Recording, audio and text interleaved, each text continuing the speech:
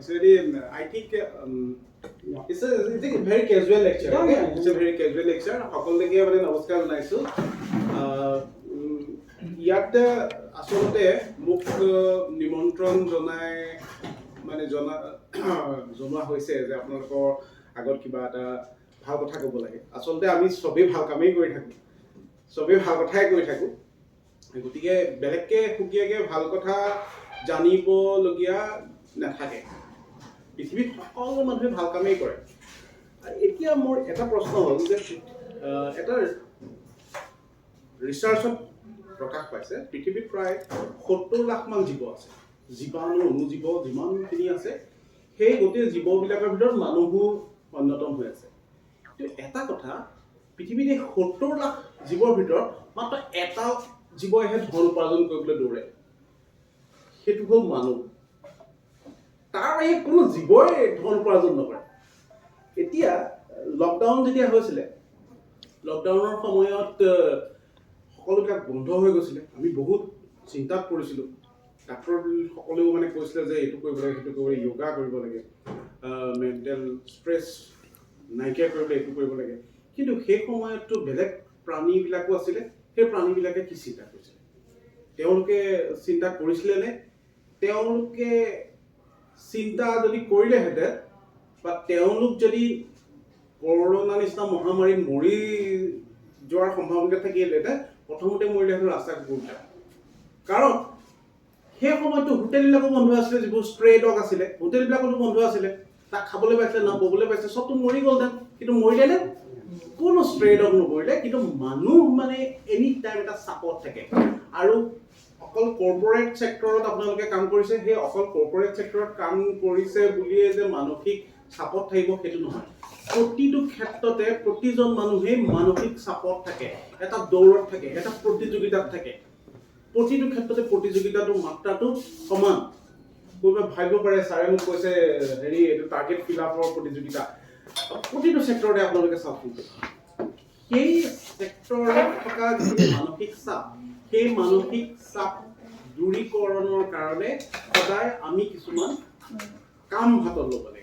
যিবোৰ কাম আমি দৈনন্দিন কৰা কামৰ পৰা কেতিয়াও মানে পৃথক নহয়।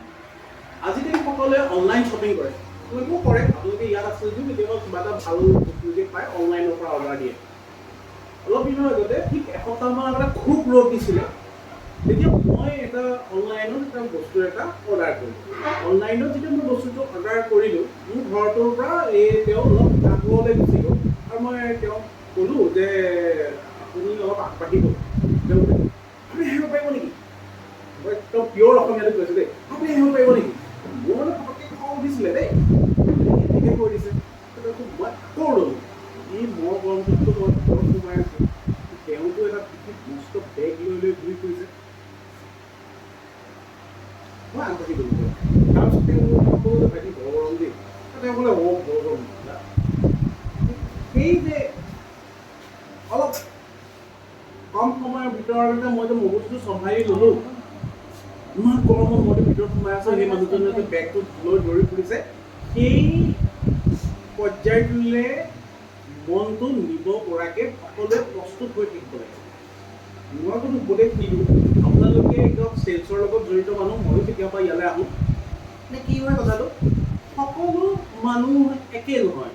সকলো মানুহে একে পৰিৱেশৰ পৰাও নাহে, সকলো মানুহৰ মানসিকতাও একে। গতিকে সেই মানসিকতাটোক বুজিবলৈ চেষ্টা কৰিব লাগিব। কিন্তু আটাইতকৈ ডাঙৰ কথা হ'ল মানুহৰ মন পঢ়াটো। মানুহৰ মন কোনোবাই যদি পঢ়িব পাৰিলেহেঁতেন তেতিয়া মানুহটো বেলেগ ধৰণৰ হৈ গ'লহেঁতেন, ভগৱান হৈ গ'ল। কিন্তু এতিয়া মানুহটো ভগৱান হ'ব নোৱাৰে। গতিকে কি হ'ব লাগিব, আপোনালোকে যিটো কাম কৰে, যিটো সন্তুষ্টি পায়, মই নিজকে সন্তুষ্টি নাপাওঁ। মই নিজৰ ক্ষেত্ৰতে মই পাইছোঁ যে সেই ক্ষেত্ৰত কিন্তু কেতিয়াও আনক দুখ দিব নালাগে। আনক দুখ দিলে আচলতে মনটোত অলপ কষ্ট পোৱা যায়। আৰু ছেকেণ্ডেৰী কথা, যদি কাৰোবাক ধৰক সহায় কৰা হয়, সেই সহায়টোৰ পৰা কিন্তু এটা মানে প্ৰতিদানটো আশা কৰা বহু ক্ষেত্ৰত ভুল দেই। বহুতে ভাবে যে মই মানুহক সহায় কৰিলোঁ, তেওঁ মোক ক'ৰবাত কিবা এটা মানে হেৰি কৰক, প্ৰতিদান দিয়ক, সেইটো যদি আশা কৰা হয়, সেই আশাটোৰ পৰা কিন্তু সদায় এটা নিগেটিভ চেন্সে আহে। কিন্তু প্ৰথম কথা হ'ল আমি মানুহে যিহেতু কাম কৰিবই লাগিব, দৈনন্দিন জীৱনত আমি কৰা কামবিলাকে যাতে প্ৰভাৱ পেলাব পাৰে। কেনেকুৱা প্ৰভাৱ পেলাব পাৰে? সুস্থ প্ৰভাৱ পেলাব পাৰে। সেই সুস্থ প্ৰভাৱটোৱে আমাৰ সামগ্ৰিক যিটো বাতাবৰণ, গোটেই চেক্টৰটো, গোটেই অনুষ্ঠানটোৰ বাতাবৰণৰ ওপৰত মানে এটা প্ৰভাৱ পেলাব, সুস্থ প্ৰভাৱ পেলাব। এতিয়া কথাটো এনেকুৱা যে এখন চিনেমা আছিলে কি থেংক ইউ মত বল না, থেংক ইউ কে বদলে কি আছিলে, কি আছিলে, জয় ho চিনেমা। মই চিনেমা বহুত চাওঁ, প্ৰত্যেকখন চিনেমাৰ পৰা এটা এটা বস্তু শিকিবলগীয়া, প্ৰতিখন বস্তুৰ পৰা শিকিব লাগে। এই যে সহায় কৰা, এইখন কৰি ল'ব দেই, সহায় কৰা যে মানসিকতাটো, সেই সহায় কৰা মানসিকতাটোৱে এতিয়াই নহয়, বহুদিনৰ আগৰ পৰা প্ৰভাৱ পেলাই আহিছে। আৰু সেই সহায় কৰা মানসিকতাটোৰ জন্ম হৈছে বন্ধু মহলৰ কথা।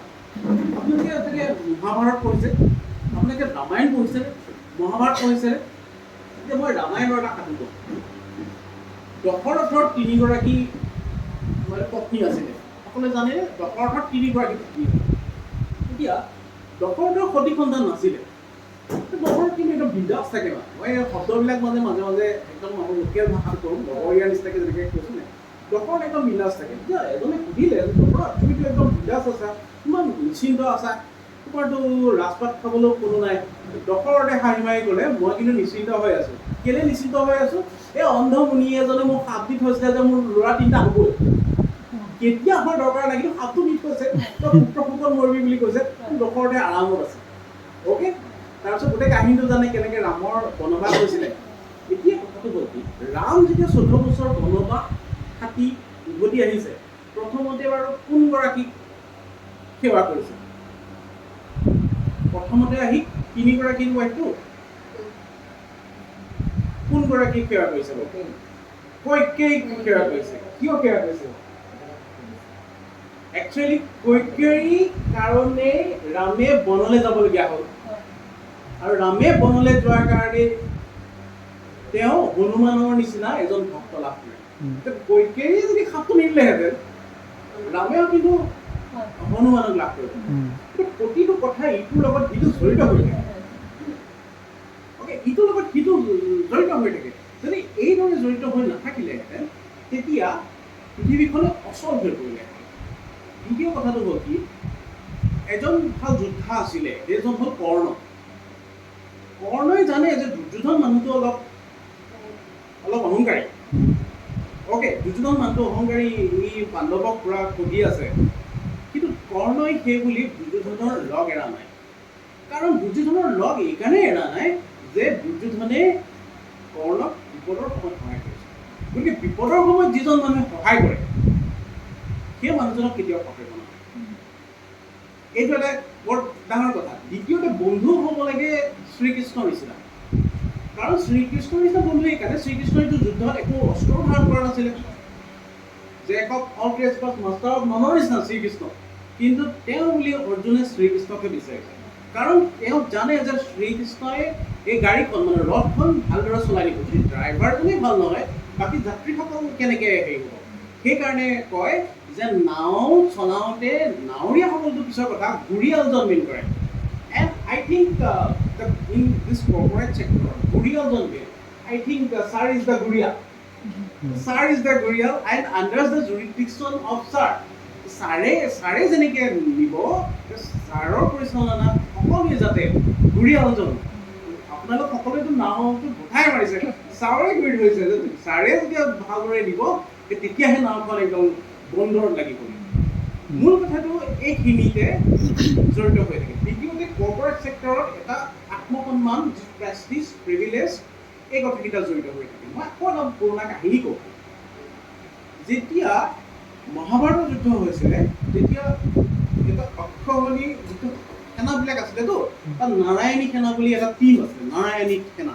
সেই সেনাটো অকল নাৰায়ণৰ ওচৰত আছিলে। অ'কে, দুৰ্যোধনে ভাবিলে যে সেই নাৰায়ণী সেনাটো যদি মই হাসিল কৰিব পাৰোঁ তেতিয়া মই মহাভাৰতৰ যুদ্ধত ইজিলি জিকিম। এতিয়া দুৰ্যোধনে শ্ৰীকৃষ্ণৰ ওচৰলৈ নাৰায়ণী সেনা বিচাৰি গৈছে আৰু গৈ কি কৰিলে শ্ৰীকৃষ্ণ এনেকৈ দুৰ্যোধন এনেকৈ শুই আছে আৰু আগত শুই আছে। দুৰ্যোধনৰ সন্মুখতে হেৰি এখন আছে, সিংহাসন এখন আছে। দুৰ্যোধন গৈ একদম সিংহাসনত আৰামত বহিলে। অ'কে, কৃষ্ণ শুই আছে আৰু অলপ পিছতে অৰ্জুনো গ'ল। অৰ্জুন গৈ কি কৰিলে শ্ৰীকৃষ্ণ আকৌ ভৰিটোৰ ওচৰতে বহিলেগৈ আৰু একদম একদম মানে কি বন্ধুটো কিন্তু ভৰিটোৰ ওচৰতে বহিলে। এতিয়া কৃষ্ণ যেতিয়া মানে সাৰ পালে, সাৰ পাই প্ৰথমতে কাক দেখিব? অৰ্জুনক দেখিলে। অৰ্জুনক দেখি সুধিলে যে কি বিচাৰি আহিছা, কি লাগে? অৰ্জুনে ক'লে যে যুদ্ধ হ'ব, এতিয়া যুদ্ধ হ'ব, আমাক এতিয়া তোমাৰ সহায় লাগে, তুমি মোৰ লগত থাকিব লাগিব। এতিয়াতো দুৰ্যোধনৰতো মিটাৰটো উঠি গৈছে, আমাৰ লোকেল ভাষাত কৈছে মিটাৰ উঠি গৈছে। আৰে মই যেনিবা বহি আছোঁ, তোৰ মূৰৰ পিনে বহি আছোঁ। কৃষ্ণই কৈছে যে তুমি মোৰ মূৰৰ পিনে বহি আছিলে কাৰণে মই তোমাক নেদেখিলোঁ, সেইকাৰণে তোমাক ছেকেণ্ড অপশ্যনটো দিছোঁ। ছেকেণ্ড অপশ্যনটো কি লাগে? মোক সৈন্য লাগে। অ'কে, তুমি সৈন্য লৈ যোৱা। কথাটো কৈ এই যে এজন মানুহে এজন মানুহৰ ওচৰত এটা বস্তু বিচাৰি আহিছে। অ'কে, তেওঁ গৈ ৰজাৰ সিংহাসনৰ ওচৰত বহিছে, মূৰৰ ফালে বহিছে। এইখিনিতে এটা কথা লক্ষ্য ৰাখিব লাগিব যে দুৰ্যোধন হ'ল ৰজা। ৰজাই কেতিয়াও মানুহৰ ভৰি পথনত নবহে। ৰজা সদায় সিংহাসনতে বহিব, সেইকাৰণে সেই আসনখনত বহিছে। হি ইজ আ বছ। কিন্তু এইখিনি এটা কথা এইখিনিতে কওঁতে সেই যে মৰ্যাদাটো, স্থানৰ মৰ্যাদা, কামৰ মৰ্যাদা, সেই মৰ্যাদাটো মানুহে ৰাখি কাম কৰিব লাগিব। সেই ৰাখি কাম কৰিবলৈ যাওঁতে যিটো গোটেই লিংকটো থাকে, সেই লিংকটোৰ দ্বাৰাহে এখন সমাজ পৰিচালিত হয়। আৰু as a student of history, I am belonging from history department. তো হিষ্ট্ৰীত আৰু অকল মৰা কটাতে আমি লাগি থাকোঁ। কিন্তু অকল সেনাপতিজনৰ নামহে ওলায়। এতিয়া শৰাইঘাটৰ যুদ্ধ লাচিতে ৰণ জিকিলে। লাচিতক যদি বাকী কেইজনে সহায় নকৰিলেহেঁতেন, জিকিলেহেঁতেন লাচিত? কেতিয়াও নিজিকে। গতিকে প্ৰতিটো শিতানতে এই ৱৰ্ক যিটো ইউনিটি, এই ৱৰ্ক ইউনিটি বোলা এটা কনচেপ্টেই আছে, য'ত সকলোৱে একেমুঠে কাম কৰিব লাগে। অসমীয়াত এটা কথা আছে যে মাউসে উঠিলে গুৰি পৰুৱাৰ মৰণ নাই। মাউসে উঠিলে গুৰি পৰুৱাৰ মৰণ নাইতো সেই থিয়ৰিটো এপ্লাই কৰিব লাগিব। এতিয়া ইয়াত মানে সকলো যিহেতু এটা কৰ্পৰেট ছেক্টৰৰ লগত জড়িত হৈ আছে, ময়ো এটা গভৰ্ণমেণ্ট ছেক্টৰৰ লগত জড়িত হৈ আছোঁ। এতিয়া মই এটা চিক্ৰেট কথা এটা কওঁ ইয়াত, এইটো অপেন চিক্ৰেট। আমি কৰ্মচাৰীসকলে কেতিয়াও কৰ্মচাৰীক দোষ নিদিওঁ। অ'কে, ছাপ'জ আপোনাৰ উদাহৰণ এটা দিছোঁ। ছাপ'জ এইখিনি কিবা এটা ভুল কৰিছে, আমি কি কৰোঁ? তো মই এডমিনিষ্ট্ৰেটিভ লাইনৰ হেৰিটো ট্ৰেইনিং লৈ আছোঁ, এইখিনি ভুল কৰিছে, গৈয়ে মই এখেতৰ ওপৰলৈ গৈ এখেতক ডিছমিছ কৰি দিম। Reserve close. সেইটোত এটা মিউচুৱেল আণ্ডাৰষ্টেণ্ডিং থাকে যে কথাটো আপোনালোকে বুজি পাইছেনে? কথাটো সেইটো এটা মিউচুৱেল আণ্ডাৰষ্টেণ্ডিং। একে গ'ল কি হ'ল, এইটো সমস্যা মই লৈছোঁ, তেখেতক ৰিজাৰ্ভ ক্ল'জ কৰি দিয়া হ'ল, তেখেত বাচি গ'ল। মই তেখেতক বচাইলোঁ, তেখেতেও সেইটো কথা জানে। এই চাৰি দেৱালৰ মানে ভিতৰত কথাটো মই কৈছোঁ যে এই যে আমাৰ কৰ্পৰেট ছেক্টৰ, তাত বোলে বছে কিবা এটা কৰিছে, ইমান ট্ৰেছ লৈ লাভ নাই। বুজি পাইছে? ইমান ট্ৰেছ লৈ লাভ নাই, কাৰণ সেই কথাটোত সকলোৰে এটা বৃহত্তৰ স্বাৰ্থ জড়িত হৈ থাকে। কোনো এটা কোম্পানী, কোনো এটা মানে ছেক্টৰে স্বাধীন নহয়। ময়ো স্বাধীন নহয়, আপোনালোকো স্বাধীন নহয়, একেটো স্বাধীন নহয়। সকলোৰে ওপৰত একদম চিনিয়ৰ এনেকুৱা থাকে। হোষ্টেলত যিবোৰ আপোনালোকে যদি পঢ়িছে তেতিয়া গম পাব যে আমাৰ ওপৰত